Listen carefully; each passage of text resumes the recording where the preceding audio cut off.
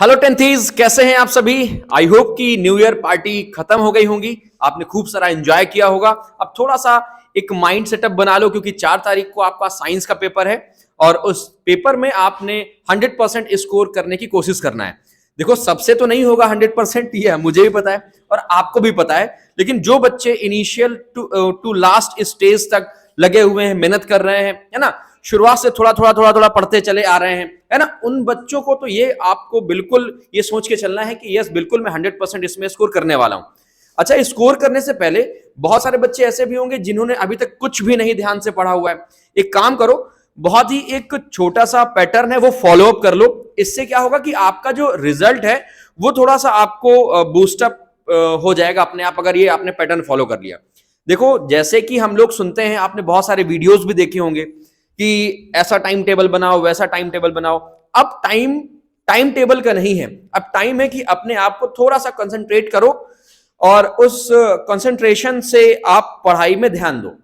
जैसे प्रॉपर मैंने एक ले लिया चार्ट फ्लो, एक माइंड सेटअप कर लिया कि दिन में क्या करना है कि एक चैप्टर मुझे फिनिश करना है। भाई, कितना चैप्टर है साइंस में? 15 चैप्टर है लगभग, या शायद उससे भी कम, क्योंकि फिजिक्स में 4 चैप्टर हो गया, केमिस्ट्री में 4 चैप्टर हैं और बायो में भी 4 हैं। कितना हो गया? 12 चैप्टर हुआ। और 12 चैप्टर को अगर मैं एक दिन पूरा एक चैप्टर को देता हूं कंप्लीट, तो मुझे पता है कि मैं उस चैप्टर को बहुत अच्छे से रीड कर सकता हूं, हर एक उसके क्वेश्चन कर सकता हूं एनसीईआरटी, और उसके साथ साथ मैं उसमें अगर चैप्टर वाइज क्वेश्चन सॉल्व करने की कोशिश करूंगा तो वो भी सॉल्व कर सकता हूं। राइट। अच्छा, अभी बात ये आती है कि सर ठीक है, एक चैप्टर मैंने एक दिन में तैयार कर लिया, तो हमारे पास डेज कितने दिन बचे हैं? अभी बहुत टाइम है। तो 1 बाय 1 आप चैप्टर को क्या कर सकते हैं? कवर कर सकते हैं। जैसे कि मान लीजिए मैथ्स में आपके पास कितने यूनिट है? मेरे पास मेरे ख्याल से, जो मेरा आइडिया है, 6 से 7 यूनिट है। तो उन यूनिट में क्या करें, आप एक एक यूनिट को कंप्लीट करें। अब एक दिन में एक यूनिट तो नहीं हो सकती है ना, लेकिन अगर नहीं स्टार्ट करोगे कहीं से, तो जो है जहां है बस उतना ही रह जाएगा, आप +1 नहीं कर पाओगे। सपोज दैट कि आपको मान लीजिए कि स्टार्टिंग की यूनिट से आपको 1-2 चैप्टर आते हैं, लेकिन उसके बाद की यूनिट के 1-2 चैप्टर नहीं आ रहे हैं, ओके, या उसके बाद की यूनिट के आपको कुछ चैप्टर्स नहीं आ रहे हैं, तो आपको क्या करना पड़ेगा? आपको सिर्फ ये करना है कि एक यूनिट उठाइए और उसको लगभग 2 से 3 या 4 दिन दीजिए। अब बोलेंगे कि सर, अगर मैं साइंस लेता हूं तो एक दिन मैंने साइंस में दे दिया, तो मैथ्स के लिए टाइम कहां बचा? भाई, सिर्फ आप साइंस ही थोड़ी पढ़ते रहोगे। एक चैप्टर ज्यादा से ज्यादा 4 घंटे में कवर हो जाता है, ज्यादा से ज्यादा 4 घंटे में कवर हो जाता है। और 4 घंटे में एक चैप्टर कवर करने के बाद क्या दिन भर मस्ती थोड़ी करनी है? फिर बाकी की बचे सब्जेक्ट, जैसे मैथ्स हो गया, तो मैथ्स में आपने एक यूनिट उठाई और यूनिट में उसके जो चैप्टर आपको आते हैं उनका रिवाइज कर लिया, ठीक है। फिर इसके बाद क्या किया? एक चैप्टर में, ध्यान रखना, एक चैप्टर में एक्सरसाइज और एग्जाम्पल्स, एनसीईआरटी क्वेश्चन जरूर करने।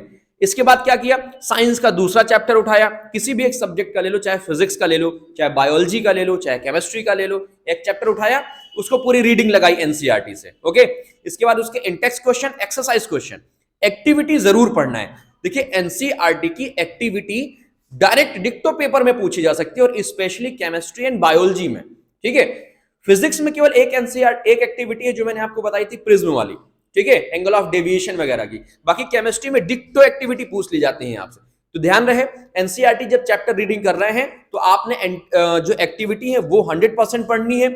इसके साथ साथ आपको क्या पढ़ना है? इंटेक्स क्वेश्चन और एमसीक्यू जो तैयार करने हैं वो एनसीईआरटी एग्जाम्पलर प्रॉब्लम से तैयार करिए। मेरे हिसाब से ये दोनों जो बुक्स हैं बेस्ट हैं, अपने आप में पर्याप्त है, कंप्लीट है, ओके। फिर इसके बाद मान लीजिए 4-5 घंटे में एक साइंस का चैप्टर आपको तैयार हो गया। अब बाकी का जो रेस्ट ऑफ टाइम है आप मैथ के फिर एक उस चैप्टर में यूटिलाइज करो जो आपको आता है। 12 दिन तक ये प्रोसेस आप कंटिन्यू करोगे ना, तो देखो 12 दिन का एक मैंने आपको प्लान दे दिया सॉलिड, जिसमें आपकी जो साइंस है वो कंप्लीट तैयार हो गई, ठीक। अब इसके बाद उन 12 दिन में साइंस के साथ साथ आपके वो मैथ्स के चैप्टर भी चल रहे हैं, रिवीजन हो रहे हैं, जो आपको आते हैं या आपने पढ़ रखे हैं। अब बात आती है कि सर 12 दिन के बाद क्या? अब इसके बाद प्रायोरिटी दीजिए मैथ्स के उन चैप्टर्स में जो आपको नहीं आते हैं या कुछ डाउट है। भाई, अभी तक हमने वो चैप्टर्स किए जो हमें आते हैं, रिवाइज किया, थोड़ा माइंड फ्रेश हो गया। क्यों भाई? साइंस हमने सीखा एक चैप्टर, है ना, तैयार किया, अब मैथ्स का वो चैप्टर लगाया जो हमें आता था, तो थोड़ा रिलैक्स आप फील करेंगे, ओके। इसके बाद क्या है? अब वो चैप्टर्स उठाइए, वो यूनिट उठाइए जो आपको नहीं आती। साइंस को थोड़ी देर के लिए रोक दीजिए आप, कुछ दिनों के लिए। फिर मैथ्स के वो एक्सरसाइज करिए, वो क्वेश्चंस करिए, टीचर्स का सपोर्ट लीजिए। ओके, इसके बाद क्या करो आप, इसके साथ साथ पैरेलल कोई एक सब्जेक्ट उठा लो। ये 12 दिन का गेम समझ में आ गया। अब अगले नेक्स्ट 12 दिन का जरा गेम समझो भाई। अगर 15 से 18 चैप्टर मैथ्स में है तो आपने लगभग 7-8 चैप्टर इन 12 दिन में साइंस के साथ कवर कर लिए जो आपको आते हैं, क्योंकि साल भर पढ़ा है। ऐसा तो है नहीं कि बिल्कुल जीरो हो, बिल्कुल नील तो नहीं हो सकते ना कुछ तो आता है आपको। तो मैं मान के चलता हूं 5-6 चैप्टर आपको आते हैं। इसके बाद से बाकी का जो रेस्ट 12 डेज है, तो बाकी के जो बचे चैप्टर हैं, मैं कहता हूं 10 चैप्टर बचे या 11 चैप्टर बचे, तो आप उनको कवर करो।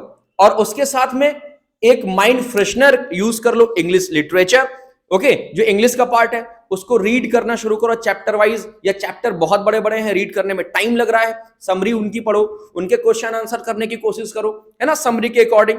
बात समझ में आएगी नहीं आई? ये 24 डेज में आपकी साइंस मैथ तो कंप्लीट। अब दिन कितने हैं हमारे पास? पूरे अगर देखे जाए तो हमारे पास 40 डेज तो है कंप्लीट, है ना, क्योंकि मेरे ख्याल से 27 को इंग्लिश का है और आज 5 तारीख है, तो उधर से हम लोग 10 दिन हटा देते हैं। ठीक है, तो 60 डेज में कितना बचा हमारे पास? 50 डेज बचा। मैं कहता हूं 45 डेज हैं, 5 दिन और लग गए ये न्यू ईयर पार्टी में, है ना, एंजॉय करने में।